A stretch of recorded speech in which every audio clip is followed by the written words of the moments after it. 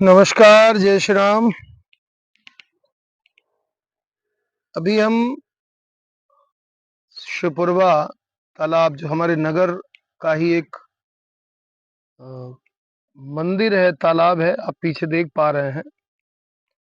वहाँ बैठे हुए हैं कि अभी यहाँ पर कार्यक्रम की भी योजना है।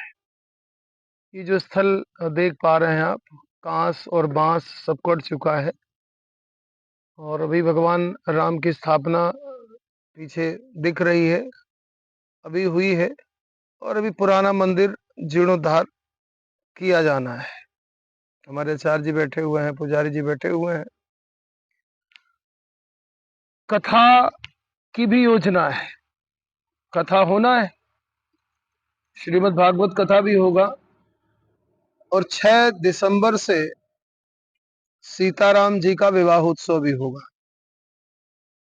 लेकिन बहुत सारे लोगों के मन में एक बात हमेशा रहती है और आजकल जब से सोशल मीडिया का युग चला तो कितने ही सारे लोग इस तरह के भावों का प्रदर्शन करते भी हैं कि कथाएं केवल कल्पना मात्र है ना, इनसे केवल ब्राह्मणों के धन कमाने का मार्ग निकलता है, इसके अतिरिक्त कुछ भी नहीं है।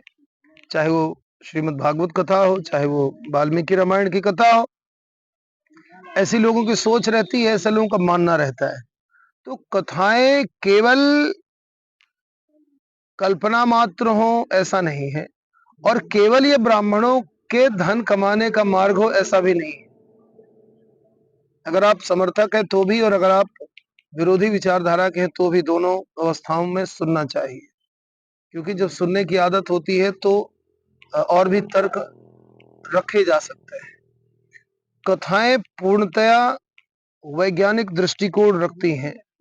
कथाओं के माध्यम से समाज में एक परिवर्तन का कार्य होता है और जो मंदिर हैं, ऐसे स्थान हैं जो केंद्र होते हैं, वहां पर सामाजिक एक केंद्रीकरण होता है, सर्व समाज के लोग जुड़ते हैं।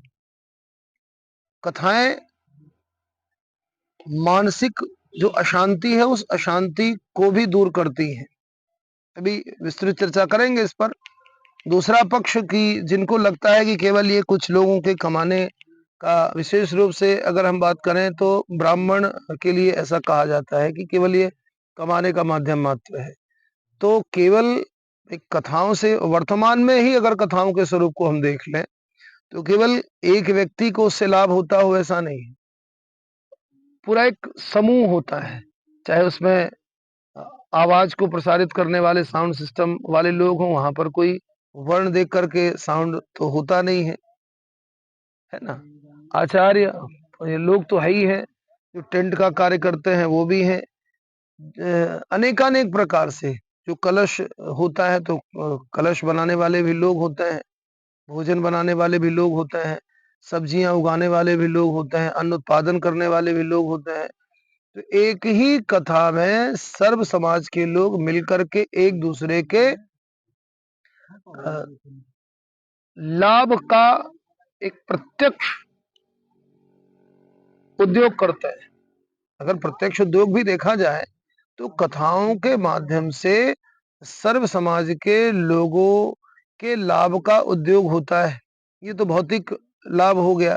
अब रहा एक आंतरिक जगत का विषय, तो कथाओं का जो विषय होता है, अब कोई उस विषय को न कह पाए ये उसका दोष है, व्यक्ति का दोष है।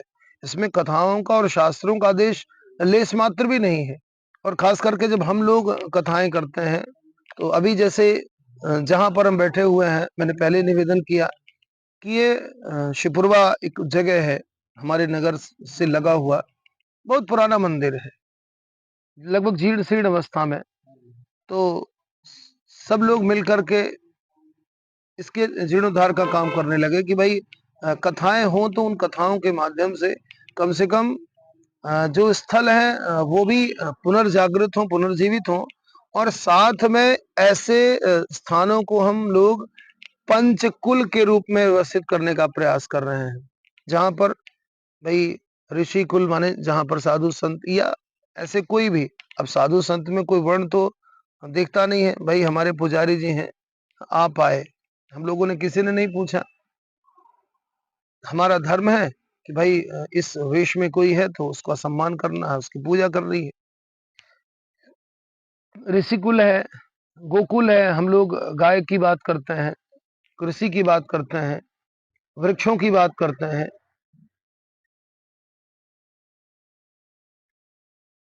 ये सब प्रकृति से जुड़े हुए हैं और ये सब आपस में अन्योन्य संबंध रखते हैं। और कथाओं में ऐसा नहीं है, कथाओं में इन सब विषयों पर गहन चिंतन होता है। कथाएं एक दर्शन है, जैसे विज्ञान होता है, विज्ञान के पहले उसका एक दर्शन होता है, उसी तरह से कथाएं समाज में होने वाली घटनाओं का एक ऐतिहासिक तथ्य भी हैं। उसी तरह से व्यवस्थाएं भी बनती हैं और कैसे उन व्यवस्थाओं को सुधारा जाए, इस पर एक चिंतन होता है। चिंतन का नाम ही दर्शन है। केवल ये पैसे कमाने का या लाभ का मार्ग नहीं है। और संसार में जितने भी उद्योग हैं, वो सब तो इसीलिए बने हुए हैं कि लोगों की उससे आजीविका चलती है। तो अगर आजीविका भी चलती है तो भी केवल एक पक्ष की आजीविका चलती हो, ये बिल्कुल नहीं है। इस प्रक्रम से इतने सारे लोग जुड़े होते हैं तो सबकी आजीविकाएं चलती हैं।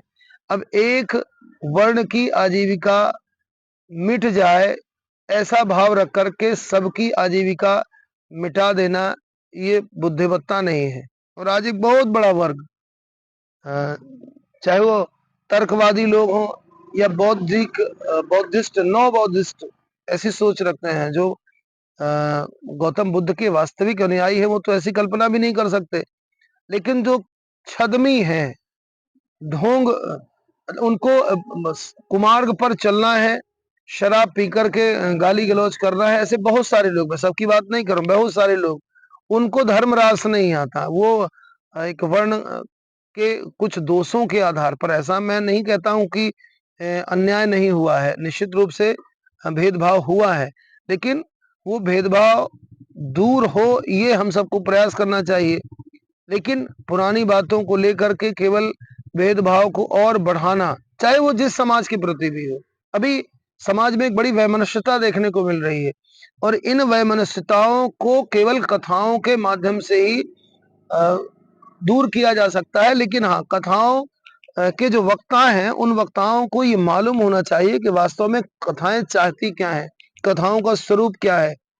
सर्वत्र परमात्मा के उपस्थिति की बात ही कथाओं में मूलतः होती है। कोई भेद की चर्चा नहीं होती, कोई द्वेष की चर्चा नहीं होती, कोई दंभ की चर्चा नहीं होती, कोई पाखंड की चर्चा नहीं होती। इन सब से, पाखंडवाद से निकलने का नाम ही कथा है।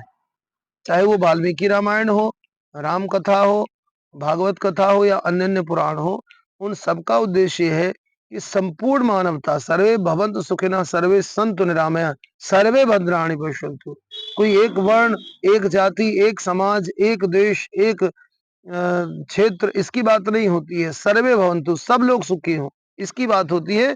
तो कथाओं में वसुधैव कुटुंबकम और सर्वे भवन्तु सुखिनः का भाव है।